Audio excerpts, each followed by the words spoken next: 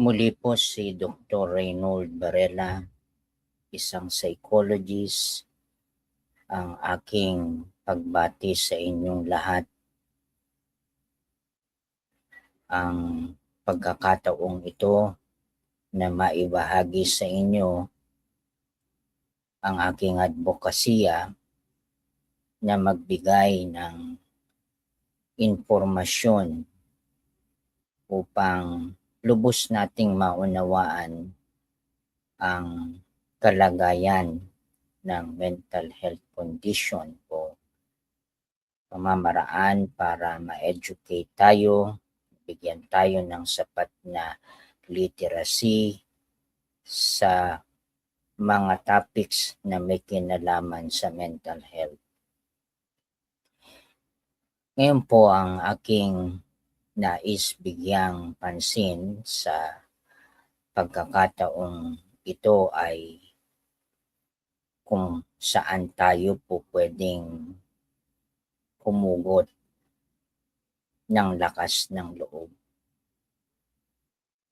Yung katatagan, yung resilience na sinasabi ng tao na pwede nating itap, pwede nating gamitin sa ating buhay para mapaglabanan natin yung mga suliranin na dumarating sa ating buhay, mga pagsubok, mga problemang kinakaharap sa buhay ng tao.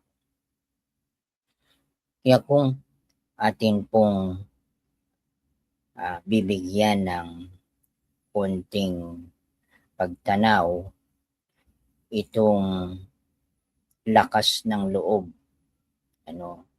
ito po ay isang makakulturang pananaw ang paggamit ng lakas ng loob sa kalooban, hinuhugot ang kalakasan. At isa po sa mga pangunahing pamamaraan upang nagkaroon tayo ng kalakasan ay makita natin kung ano po ba talaga ang kahulugan ng ating buhay. What is the meaning and purpose of life? Ano ang dahilan bakit tayo narito? At bakit natin kailangang ipagpatuloy ang ating gampanin, ang ating layunin, ang makita natin na meron tayong magagawa sa halip na ating tanggapin, matatanggap natin yun na mahirap yung isang kalagayan, naiintindihan natin yan sa ating isipan, nagiging sabihin na natin na maging kalaban natin ang mga kaisipang sumasagi sa atin. Pwede nating sabihin, siguro pwede nating sabihin sa ating sarili na oo nga mahirap. Pero kahit na mahirap, mas mainam na meron kang gagawin kahit na papaano. Alam mo na ito na nga yung situation na kinakaharap mo, mas makakatulong kung magkakaroon tayo ng reconstructuring o reframing ng ating pag-iisip na tatanggapin natin yung kaisipan na mahirap, hindi madali, pero at least meron kang magagawa. Meron kang pwedeng gawin dun sa situation na sinasabi mo na mahirap para sa iyo. No, hindi natin pwedeng baliwalain yung kaisipan na ito nga ay mahirap, mahirap na dumaraan sa ganong suliranin sa buhay. Pero yung makakuha ka ng lakas ng loob na kahit papaano ay meron kang magagawa. At paano po natin malalaman na bagamat tayo'y naharap sa suliranin, matinding suliranin sa ating buhay, ay meron tayong magagawa.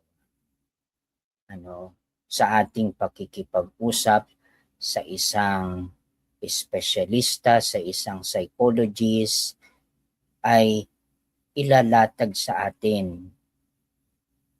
Pwedeng ipakita sa atin, pwedeng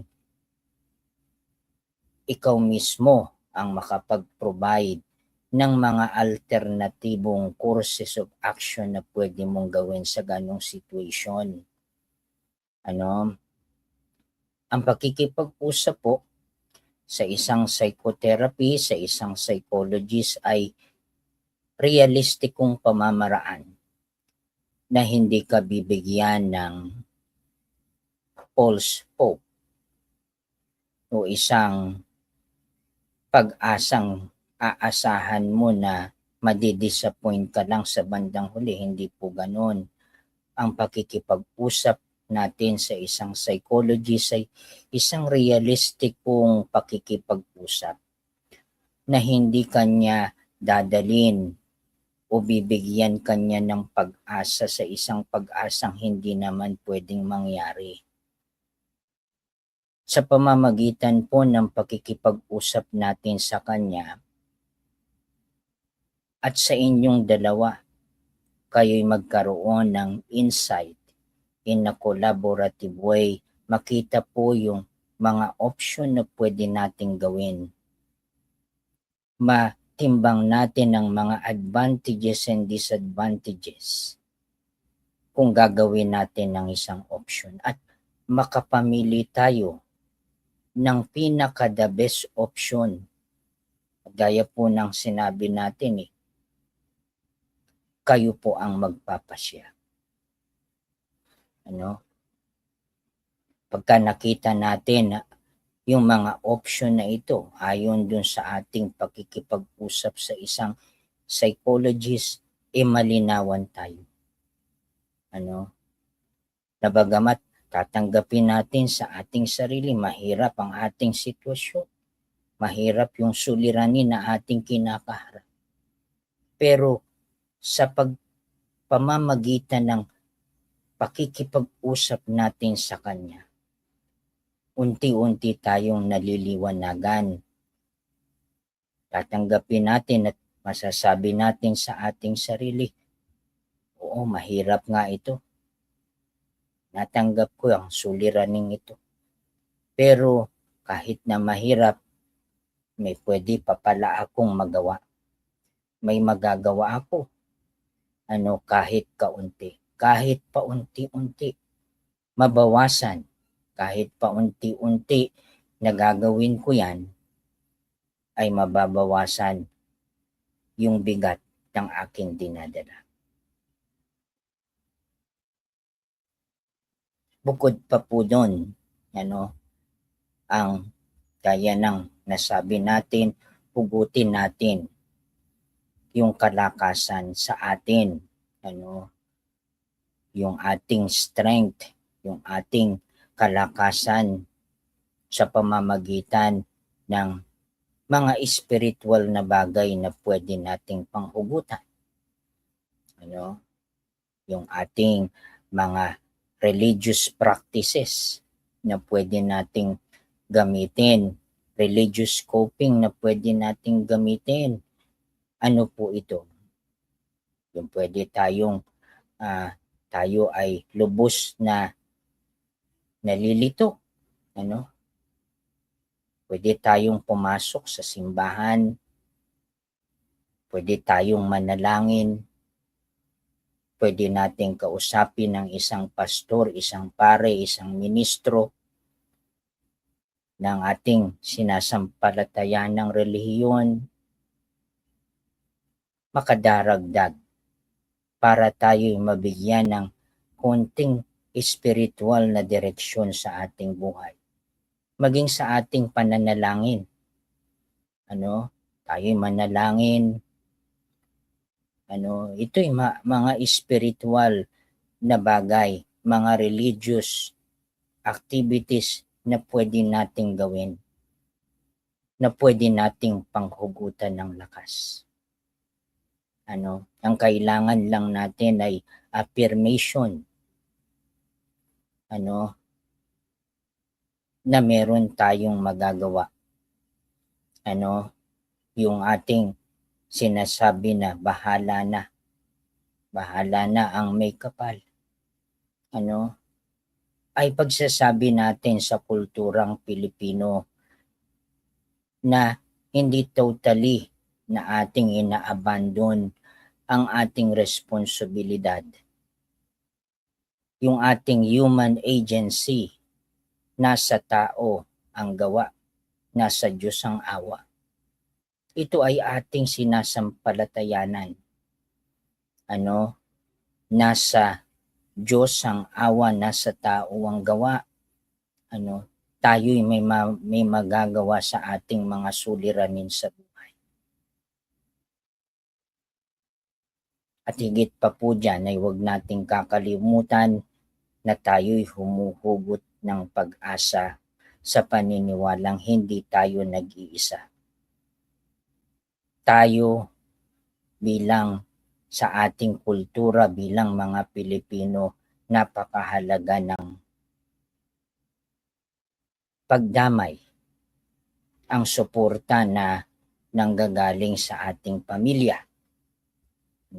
At kung may mga pagkakataon naman po na wala tayong nakukuhang suporta sa pamilya, pwede tayong makakuha ng suporta sa ibang tao, sa isang mental health professional na pwedeng dumamay sa atin sa panahon na tayo'y nanghihina at nawawalan ng pag-asa. Lagi po tayong umasa na ang kawalan ng lakas ng loob ay isang kalagayang maaaring mangyari sa ating lahat.